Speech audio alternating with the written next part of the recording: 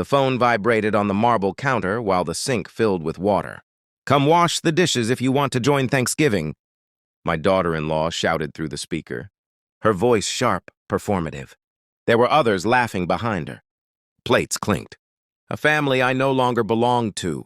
I stared at the Alps through the glass wall of my villa. Snow slid down the slope like a quiet confession. I let the water run. "Enjoy," I said. I hung up before she could reply. 71 missed calls followed.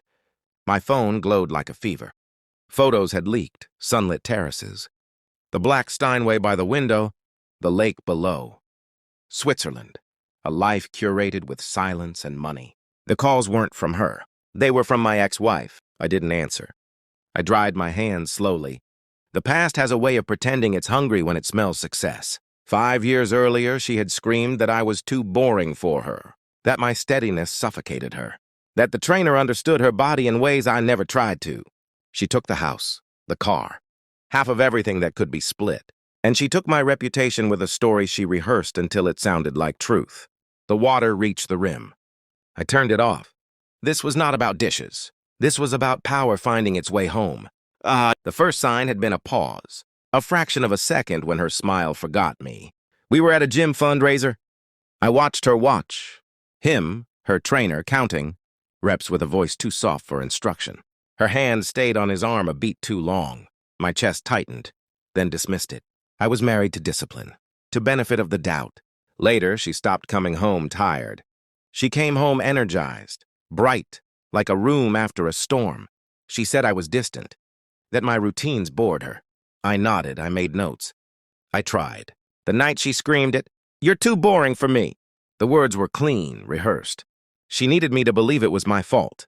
She needed the story neat for court. I slept in my office. I woke to empty closets. I woke to emails from her lawyer before I woke to myself. I told no one what I suspected. Suspicion is a blade that cuts best when it stays hidden. I learned that later. The divorce took months. She took assets. She took friends.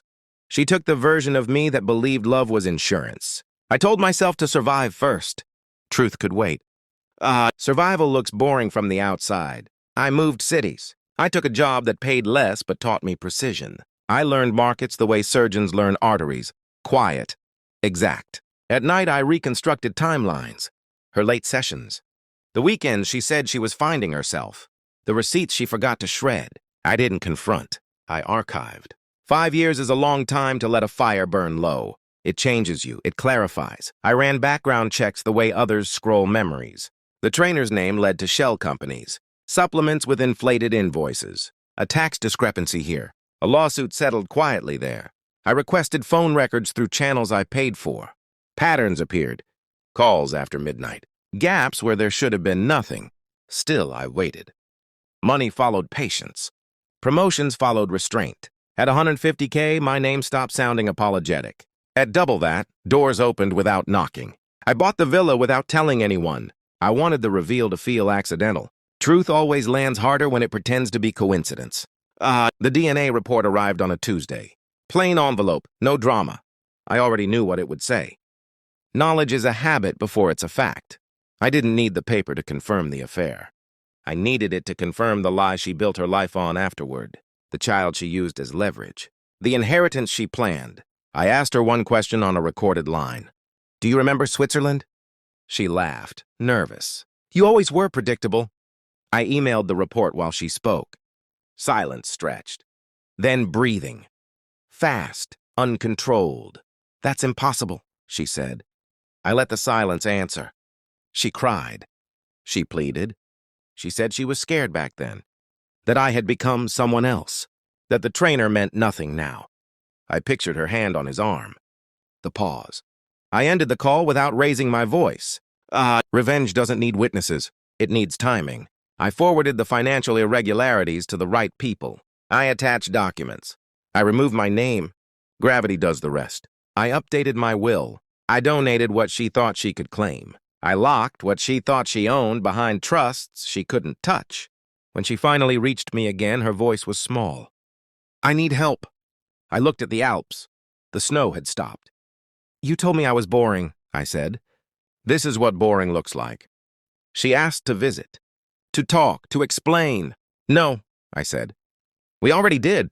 I hung up. Calm is a language learned the hard way. I ate alone that night. Candles, not for romance, but for clarity. The past didn't hurt anymore. It informed. I wasn't healed. I was accurate. My phone stopped ringing. Silence returned to its proper place. The villa breathed. The lake held the sky without complaint. Power isn't loud. It doesn't shout over dishes or beg for seats at tables that never had room for you. Power waits, then it leaves. I turned off the lights and slept without dreams.